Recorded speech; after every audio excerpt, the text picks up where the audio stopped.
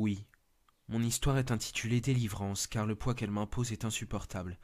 Elle s'est produite la semaine dernière et est en fait constituée d'une série de rapports faits par une équipe de 3 secouristes français, Benjamin, Merlin et Karl. Par respect pour eux, j'ai changé leur nom. Par ailleurs, afin d'éviter d'y amener des curieux, le nom du lieu sera la forêt. Si je possède ces rapports audio, c'est par le fait que je m'occupe de la radio du poste de secours proche de la forêt. Il s'agit d'un poste ridiculement petit pour une immense surface, mais nos réclamations au sujet de notre manque de moyens n'ont eu autre résultat que de prendre notre mal en patience. Nous et les touristes en avons payé le prix.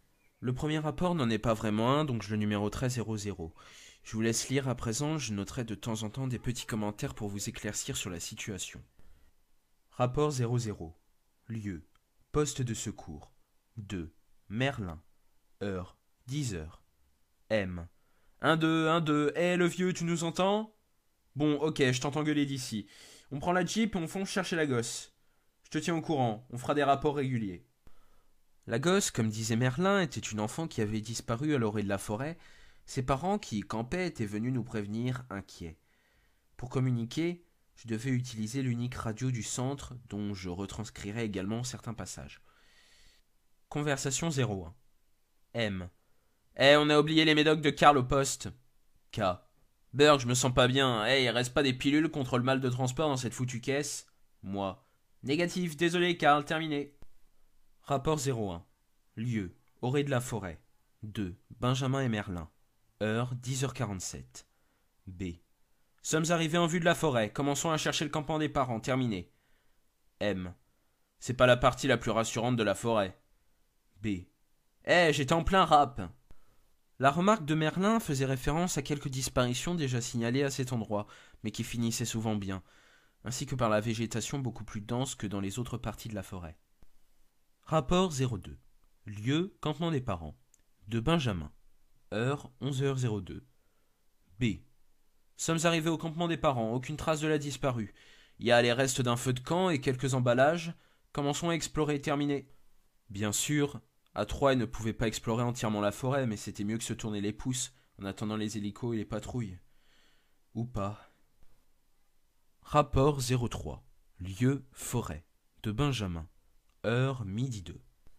B. Ça fait 1 heure très exactement que nous cherchons et pas la moindre trace de l'enfant disparu. Est-elle vraiment dans les bois? On prend notre déjeuner, revenons pour 18h si pas de nouvelles. Silence radio donc. Terminé. À ce stade donc, pas spécialement de choses intéressantes et les conversations ne sont que des bavardages inutiles.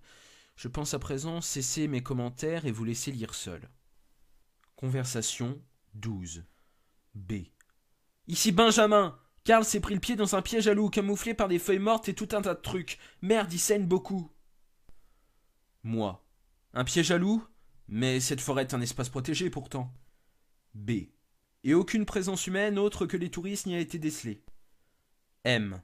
Je vais chercher la trousse de secours dans la voiture. Ou bien transporte Karl jusqu'à la Jeep. B. Quoi? T'as pas pris la trousse de secours, mais t'as quoi dans la tête? Bon, calme-toi. Déjà, dégageons le pied de Karl. Eh merde, c'est complètement rouillé. Bon, Merlin, cherche quelque chose pour dégager son pied. Je fonce à la Jeep prendre la trousse de soins. M. Ok, ça marche, fais vite. B. Le vieux, tu me reçois? Je me détache du groupe pour... Moi. Je sais, j'ai entendu, sois prudent, merde quoi, un piège à loup. M. Qu'est-ce qu'il fout, Benjamin? Il devrait déjà être revenu. K. Je me sens pas très bien. M. Reste calme, Karl. T'as perdu beaucoup de sang. Bon, ça fait trop longtemps qu'on attend. Je vais voir ce qu'est devenu Benjamin, je m'inquiète. K. Vas-y, je t'attends ici, de toute façon. Je risque pas d'aller très loin. M. À tout de suite.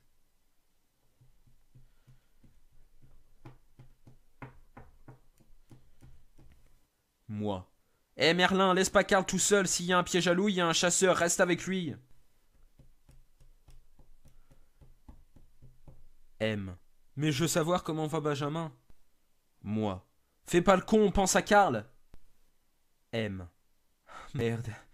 Merde. Putain. Bon, je retourne voir Karl.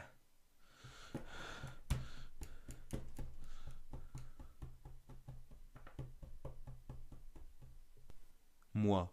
C'est la bonne décision, Merlin. C'est la bonne décision. Rapport 04. Lieu. Forêt. 2. Merlin. Heure. 16h43. M. Ici Merlin, je pense nécessaire de faire un rapport de la situation actuelle.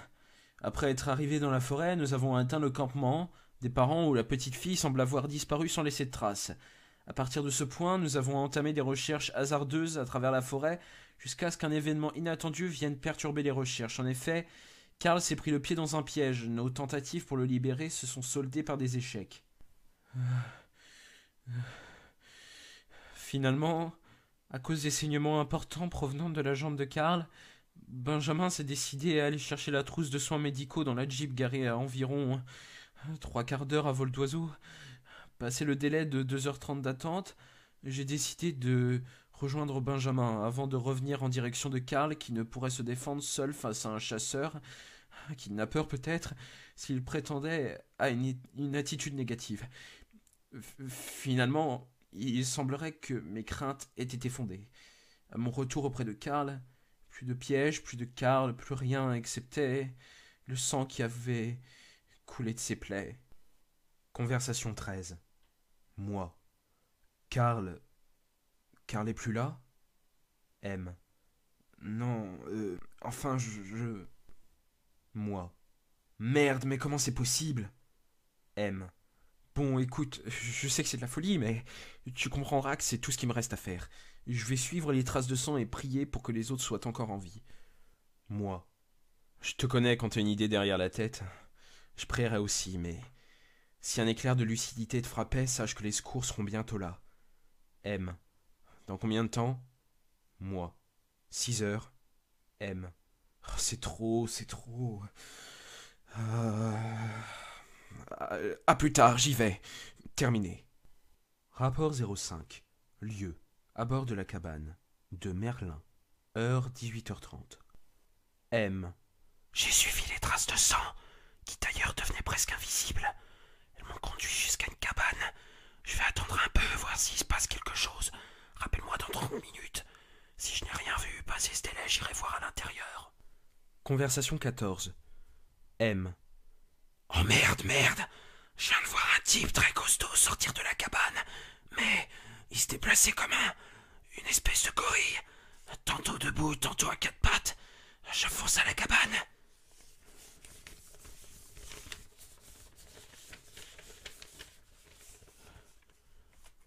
Moi. Oh mon Dieu. M. Oh merde. Je viens d'ouvrir la porte et je me retiens de vomir. Il y a du sang partout, des restes d'animaux plus ou moins décomposés, un peu partout. Un mobilier très précaire en vrac, des instruments coupants éparpillés, des traces d'excréments, cette odeur, mon Dieu, cette odeur. Moi, j'ose pas imaginer ce que tu dois endurer. Bon, écoute, tu peux encore t'enfuir. M. Non, non, pas si près du but. Je vais fouiller. Oh, c'est de pire en pire.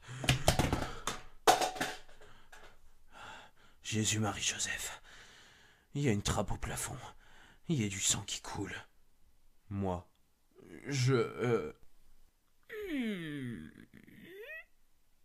M. Il est revenu. Il est là. Moi. Cache-toi, Merlin. M. J'ouvre la trappe. M. Il est tout près. Je suis dans cette espèce de grenier, mais j'y vois rien. J'active ma torche. Ah! Oh mon Dieu, non!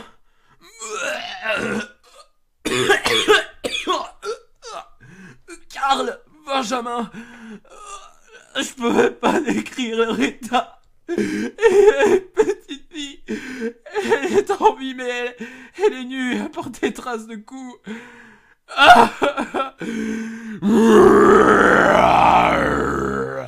Vas-y, allez, bute-moi, saloperie.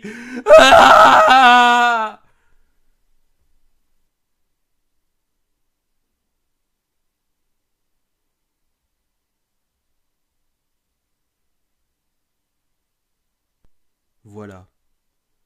Je peux pas vous décrire la difficulté que j'ai eue pour vous retranscrire tout ça. Ce jour-là, j'ai perdu mes amis, mon emploi, car j'ai été renvoyé sous prétexte de non-assistance à personne en danger. Foutaise. Ils veulent étouffer l'affaire. C'est aussi pour ça que j'ai écrit tout ça.